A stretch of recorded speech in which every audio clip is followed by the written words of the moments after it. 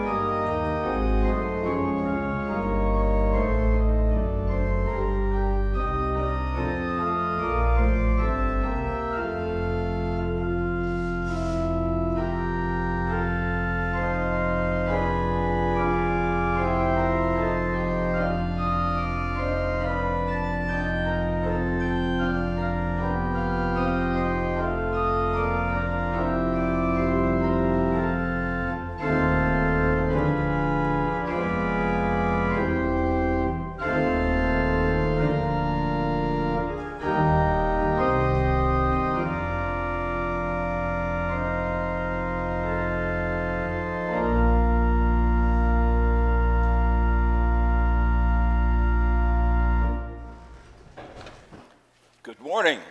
Welcome to the Gloucester Unitarian Universalist Church. We've gathered here since 1806 to seek community, hope, and love. Please enjoy some food downstairs in the vestry after the service.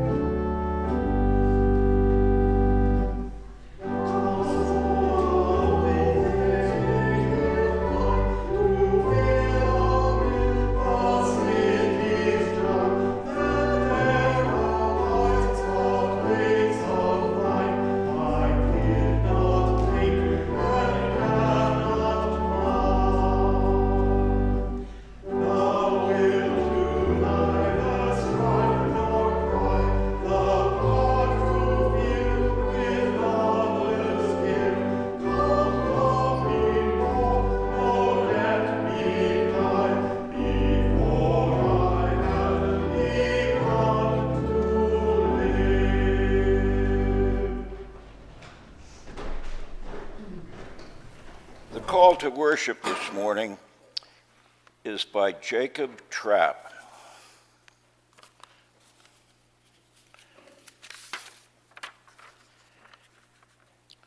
To worship is to stand in awe under a fountain of stars, before a flower or leaf in sunlight, or a grain of sand. To worship is to be silent, receptive before a tree, astir with the wind, or the passing shadow of a cloud. To worship is to work with dedication and with skill. It is to pause from work and listen to a strain of music. Worship is the mystery within us, reaching out to the mystery behind. The opening hymn is number 4 in the gray hymnal, I Brought My Spirit to the Sea.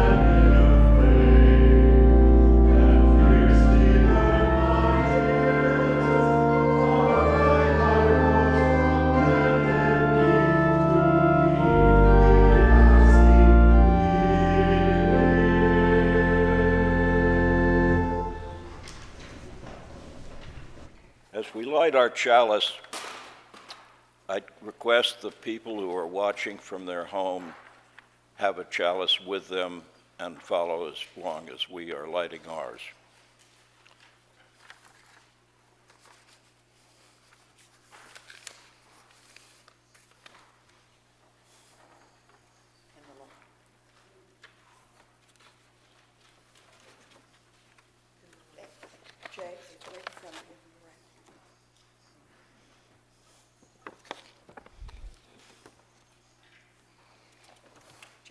Yes. It's right there in the order of service. Oh, sorry, thank you. Please say with us the unison affirmation. In the light of truth and the warmth of love, we gather to seek, to sustain, and to share. Life is a gift for which we are grateful. We gather in the community to celebrate the glories and mysteries of this great gift. We also light our peace candle to hope for the best in the reduction of all the wars that are now going on in the world, and especially Ukraine.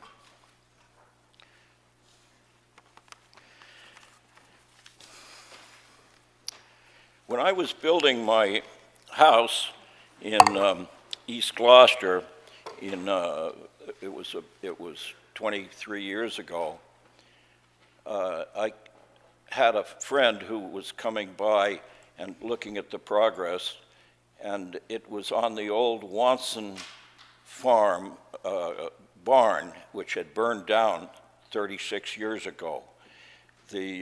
I was building it on the corner of that foundation, and he said, "Are you building another barn?" You know, people love rumors. They like to hear them. They like to pass them on.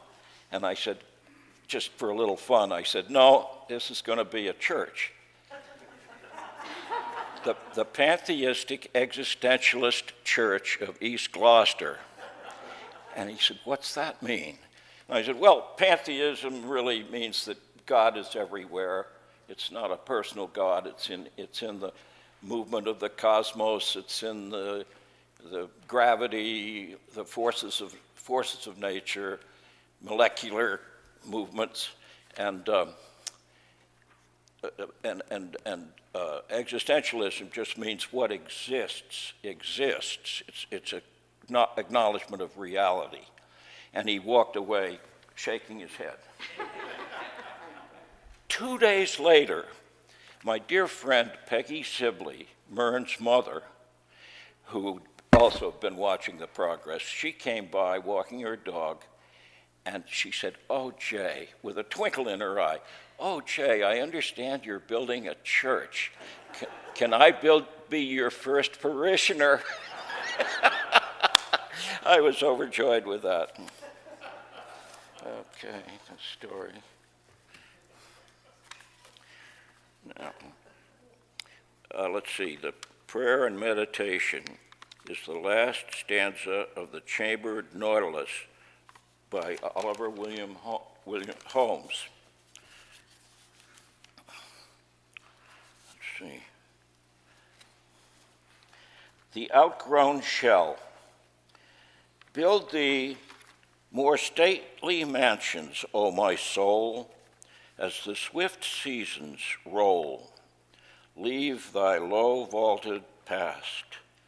Let each new temple, nobler than the last, shut thee from heaven with a dome more vast, till thou at length are free, leaving thine outgrown shell by life's unresting sea.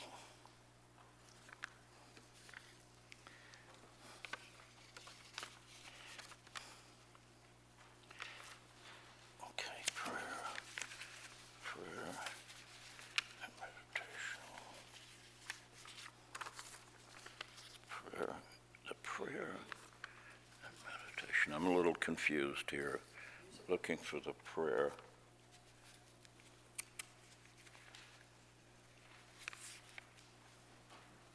So that is the prayer. So now we enter into a time of silent meditation and peace.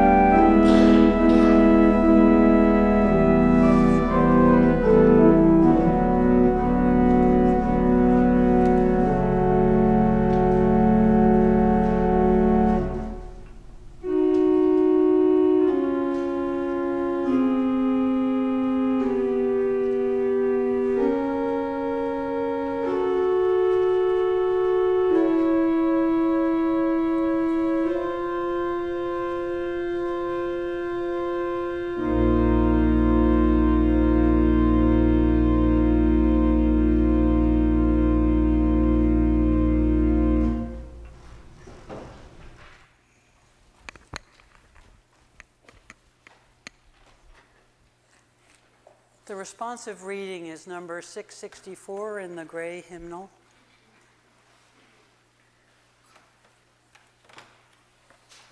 It's called Give Us the Spirit of the Child. I'll read the non-italic and you can read the italic. 664. Give us the spirit of the child. Give us the child who lives within. The child who trusts, the child who imagines, the child who thinks. The child who receives without reservation. The child who gives without judgment. Give us the child's eyes, that we may receive the beauty and precious gifts. Give us a child's ears, that we may hear the music of mythical times. Give us a child's heart, that we may be filled with wonder and love. Give us a child's faith, that we may be cured of our cynicism. Give us the spirit of the child, who is not afraid to need, who is not afraid of love. Now more than ever, it matters that we are here. More than ever, our churches have an important role in our lives. More than ever, this community of faith, this place of memory and hope, provides the roots and the wings for us to speak and act on behalf of those whose voices are not heard. We are here today because of the love and faith of all those who have gone before us. We carry on the work they began and will shepherd the story forward for those who will follow us. For the life and health of this congregation and its ministries, this morning's offering will now be gratefully received. Thank you for your generosity.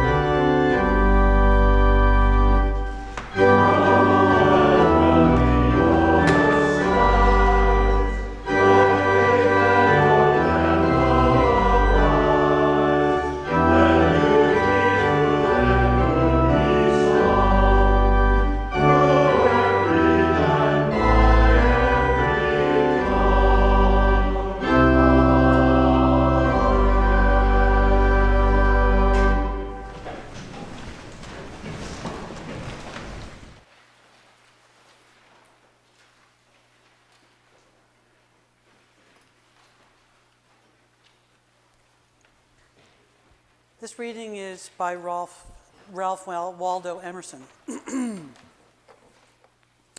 Listen to the soul. That which benefits us, embossed in beauty and wonder that we are, is cheerfulness and courage and the endeavor to realize our aspirations.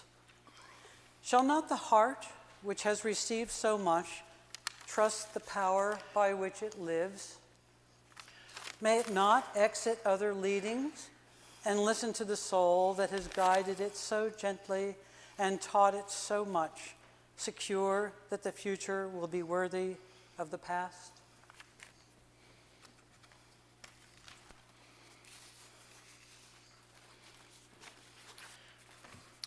May the Spirit be with us. I was sent away to an Episcopal boarding school at age 11, aching of homesickness.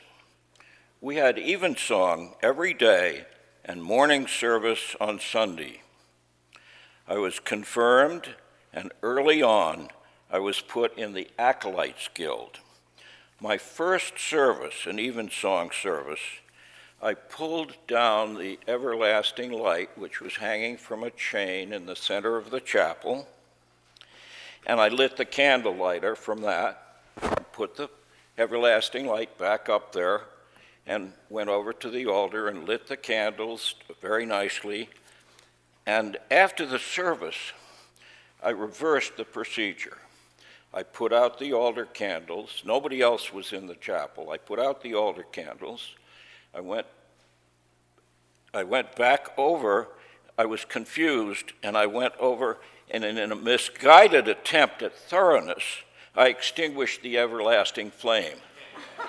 Well, you can imagine, all hell broke loose. The padre came out and looked at that, and he said, "Oh, this is serious."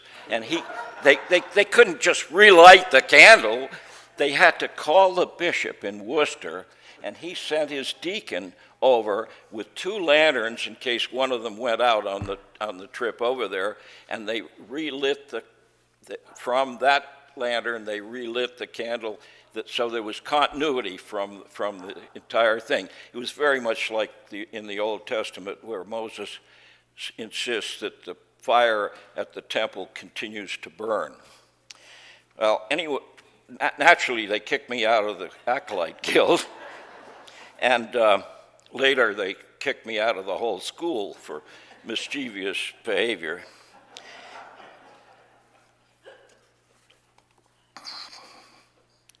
I continued to go to Episcopal services until I was 30 years old. Much later in my quest for understanding a sense of higher power, I came to see pantheism as meaningful. I rejected the notion of a personal God. This doesn't include spirituality. I didn't reject that. So let's look at the meaning of spirit.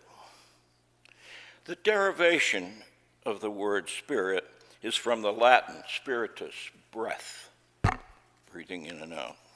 To inspire, and let's look at some definitions.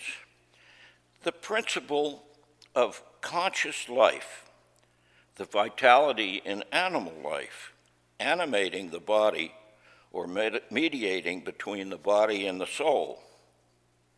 Another definition, a supernatural being that inhabits a particular place or object imbued with a particular character, a ghost, a sprite, a hobgoblin, or in Ireland, one of the wee people. Another definition, an attitude or principle that inspires, animates, or pervades thought, feeling, or action. In the spirit of reform, also school spirit. I first learned about school spirit at a day school in New Bedford, where I grew up. It involves competition and grade comparison, but it also has to go along with good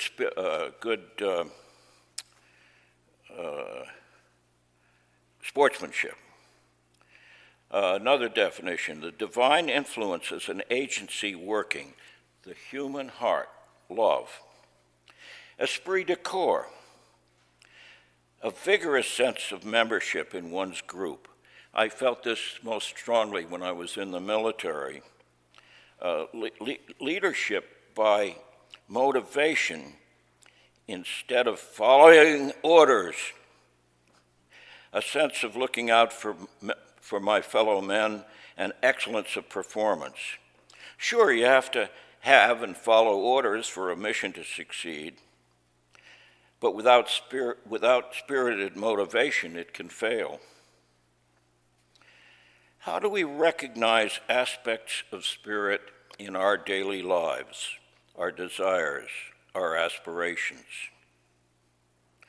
Our respect for our fellow beings and the deteriorating earth. Meditation can be a big help. It can take many forms. Transcendental meditation emphasizes the achievement of a lack of thought clutter, a calm, a repose, a detachment from our preoccupations, while we are in a comfortable position with eyes shut and silently repeating a mantra that sends us into a trance, a state that soothes. In mindful meditation, we focus on a subject that concerns us. A good example is healing with mind power. I have a copy of the book right here, Healing with Mind Power. It's incredibly wonderfully written, and it tells about self-hypnosis to heal pain, to reduce anxiety. It's by Richard Shames and Chuck Sterrin, and living and feeling the way you want to through guided meditation and self-hypnosis. $5 at Amazon, well worth it.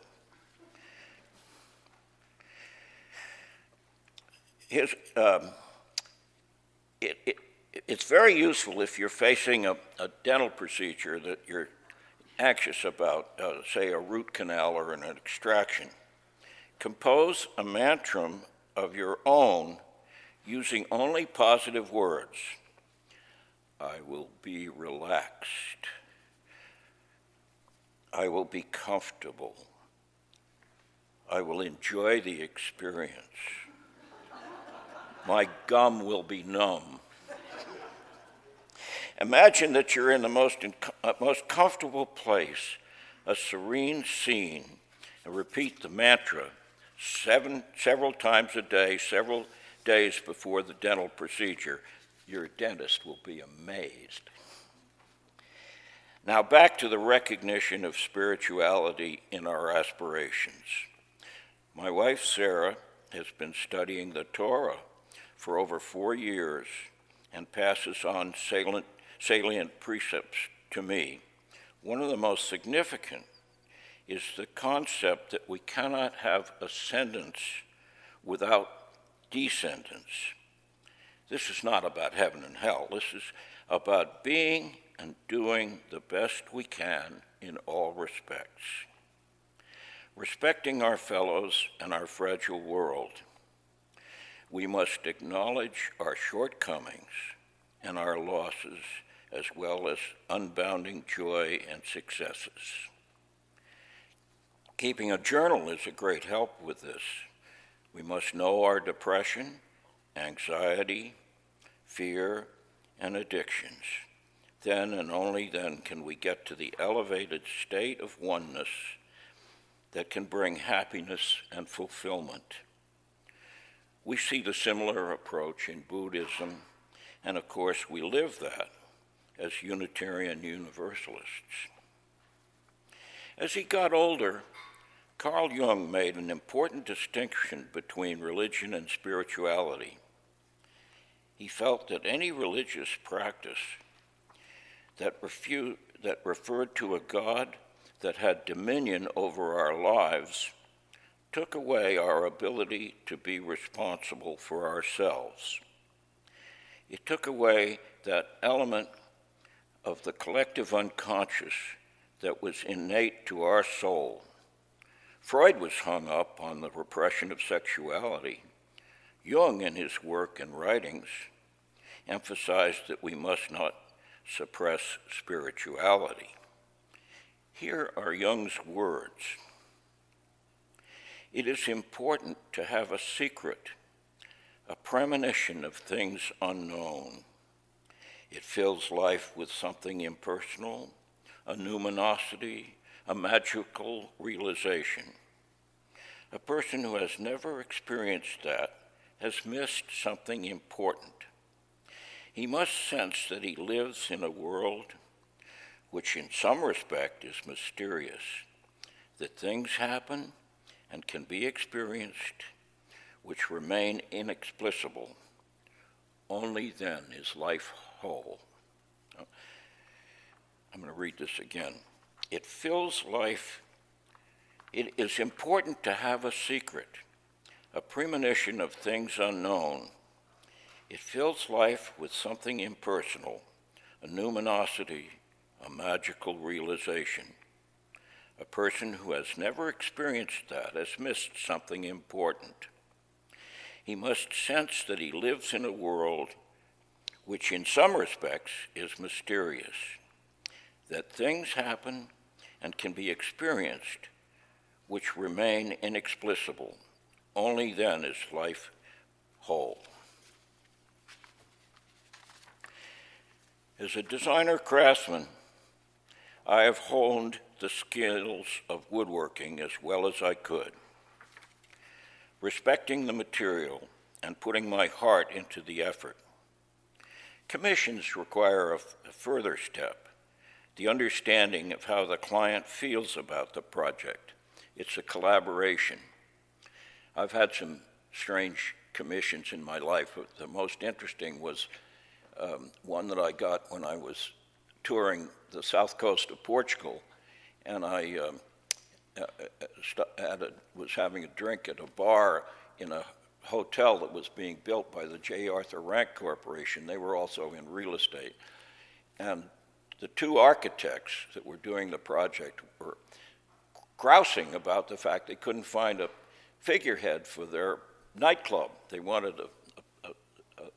to mount it up in the great staircase going down to the nightclub. And I said, excuse me, I introduced myself, and I said, excuse me, I can build you a figurehead. Oh, sure, a chap comes into a bar and says you can build us a figurehead. And I said, no, look, I'll make a presentation to you in a couple of days. And I got that. They were thrilled. It was a lot of money involved, and they were thrilled. And I had to have a bank account, so the only bank in town was Banco Espiritus Santos. Well, I knew my money was safe there. Anyway, anticipating artistic endeavor can take some effort as well as provide enjoyment. One of the nice things in museums are benches. We can sit for a while and absorb the work of art. We can become aware of the work that went into its creation. Sometimes even the sequence of composition will be discernible. Spend enough time and the spirit of the artist will be felt. With music, theater, and writing, that elation is a continuum as it proceeds, as we enjoy it, and the lingering aftermath is quite magical. We do not need to be in the fine arts to enjoy this elation. Whatever our work is, if it is imbued with spirit, we will be uplifted and fulfilled. Let us ascend and rejoice in the Spirit. May the Spirit be with us. Amen.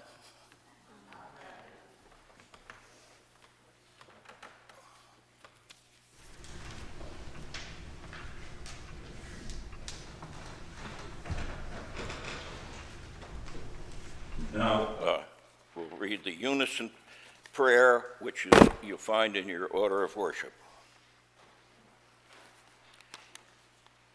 Eternal Spirit, Earth Maker, Maker, Life, Source of all that is and shall be, Father, Mother of all, loving God, in whose heaven, the hallowed of your name, echoes through the universe.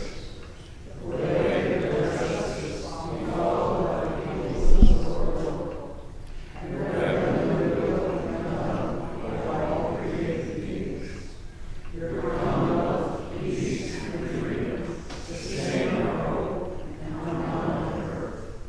With the bread we eat today, lead us, and mercy exhort one another to forgive us. In times of temptation and necessity, strengthen us. Trials too great to endure, spare us. From the grip of all that is evil, free us.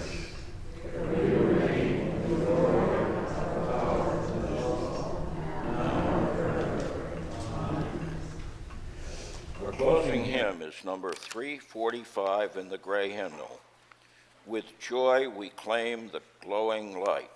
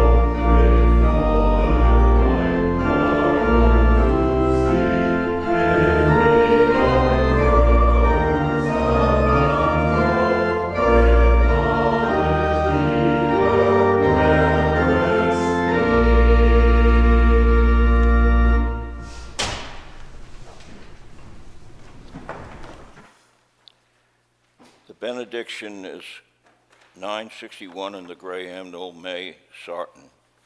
Help us to be always hopeful gardeners of the Spirit, who know nothing comes to birth, as without light nothing flowers.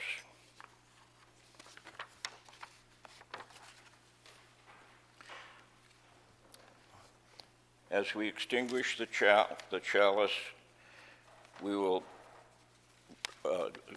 repeat the words found in our order of service.